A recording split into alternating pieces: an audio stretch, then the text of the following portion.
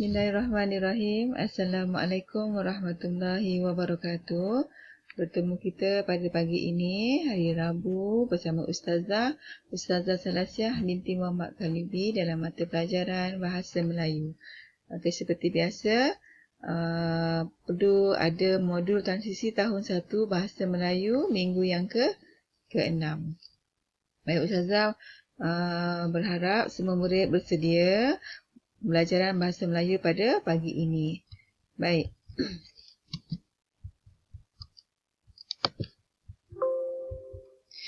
Okey, pada minggu ini ialah minggu yang ke-6. Okey, tajuk pada hari ini menjawab soalan pemahaman. Objektif pembelajaran, pada akhir pembelajaran murid dapat yang pertama, mengenal pasti bentuk soalan Bahasa Melayu pemahaman. Yang kedua, mengenal pasti jawapan bagi soalan pemahaman. Aktiviti, murid perlu membaca dan memahami arahan soalan, mengenal pasti jawapan yang betul bagi soalan pemahaman yang diberi. Baik, kita lihat pembelajaran kita pada pagi ini. Baik, bentuk soalan pemahaman. Ini Ustazah ulang semula pembelajaran pada hari Isnin. Ini contoh bentuk soalan pemahaman. Baik, yang pertama. Ingat lagi tak yang pertama apa dia yang kamu dah belajar hari Isnin? Okey, yang pertama. Ya, bentuk soalan. Soalan pemahaman aneka jawapan. Kita mempunyai pilihan jawapan A, B dan C. Seterusnya, yang kedua, kita ada menulis suku kata yang betul. Baik, contoh bentuk soalan pemahaman ni kamu dah jawab pada hari Isnin. Baik, yang ketiga, contoh soalan ni ialah isi tempat kosong dengan jawapan yang diberi. Ya, Ustazah ulang, isi tempat kosong dengan jawapan yang diberi. Yang keempat, padankan jawapan yang betul. Yang kelima, tandakan betul atau salah. Dan yang keenam, tuliskan betul atau salah.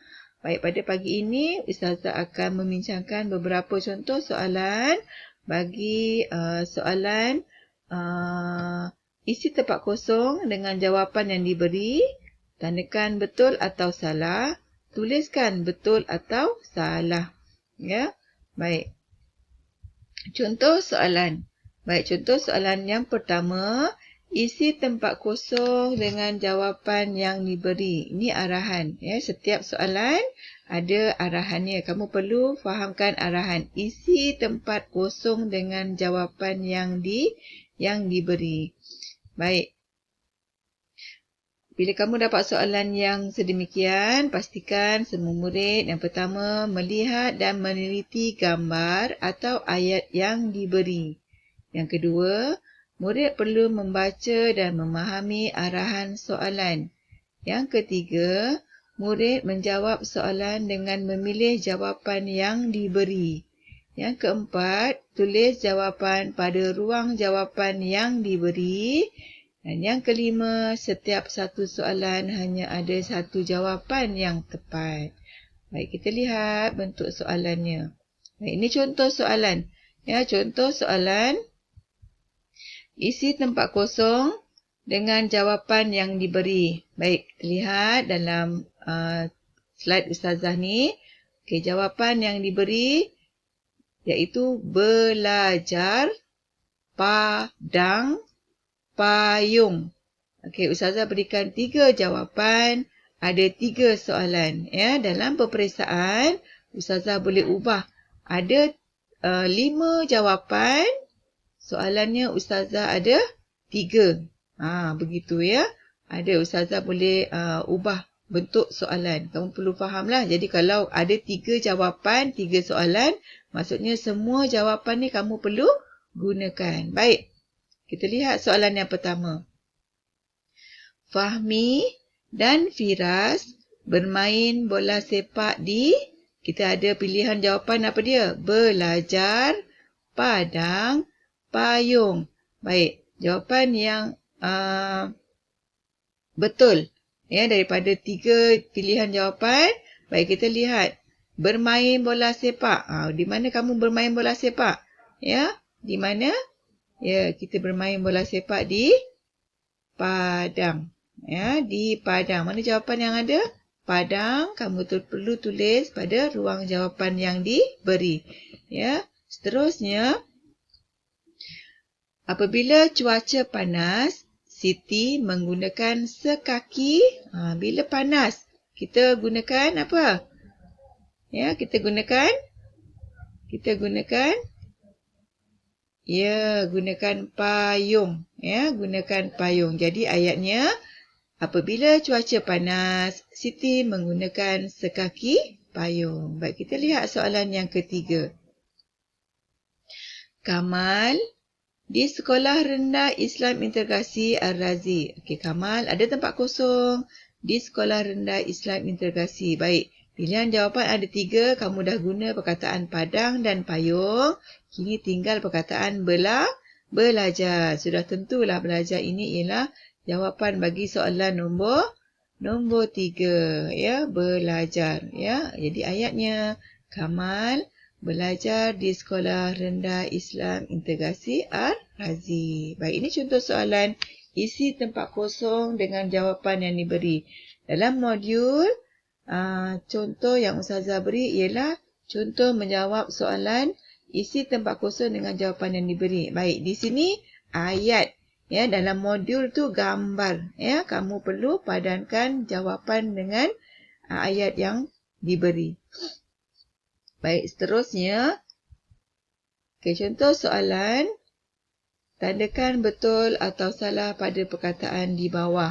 Ini contoh soalan yang Ustazah sediakan dalam penilaian minggu yang ke-6. Pada muka soalan terakhir. Nanti kamu perlu jawab pada hari Jumaat nanti. Okey, contohnya perkataan yang pertama, sayur. Macam mana eja sayur? Baik, yang Ustazah merahkan ni, hurufnya betul atau salah? Sayur. Ingat ke tak ejaan sayur? Ya, jawapan sayur S-A-Y-U-R. Bukan O. Jadi, apa yang perlu kamu tandakan di situ? Ya, kamu perlu tandakan pangkah. Ya. Ataupun tanda salah. Baik, perkataan lobak. Okey, perkataan lobak ni betul atau salah? Kita lihat. Ya, perkataan lobak betul. Baik, begitu juga perkataan sekolah. Ya, sekolah, kita lihat salah atau betul. Ya, perkataan sekolah dieja dengan betul. Baik, perkataan orang. Betul tak huruf U? U jadi sebut apa? Urang. Ya, jadi salah. Ya, perkataan tersebut ditulis dengan salah. Baik, begitu juga dengan perkataan kerusi. Ya, kerusi, ejaan kerusi, R-U, bukan R-O. Jadi kalau R-O bunyinya kerusi. Ini jawapannya salah. Ya, kamu perlu menulis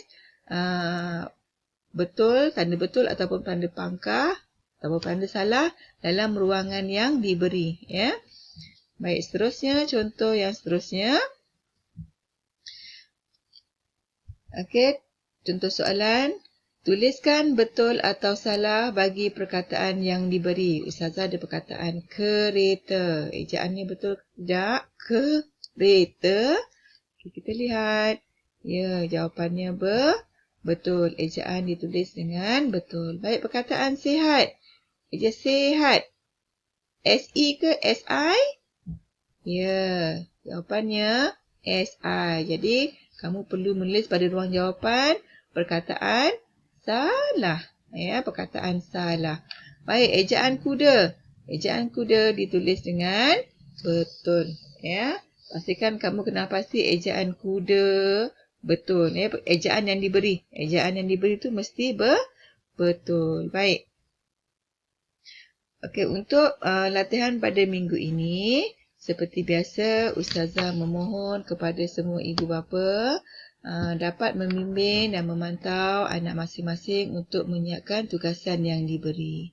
Baik, yang kedua, murid perlu melengkapkan soalan 3 dan soalan 4 yang terdapat dalam modul transisi minggu yang ke-6. Yang ketiga, tulis jawapan dengan kemas. Ya, Ustazah mengharapkan kamu menulis jawapan dengan kemas. Ya, kemas dan Cantik ya, cantik tulisannya.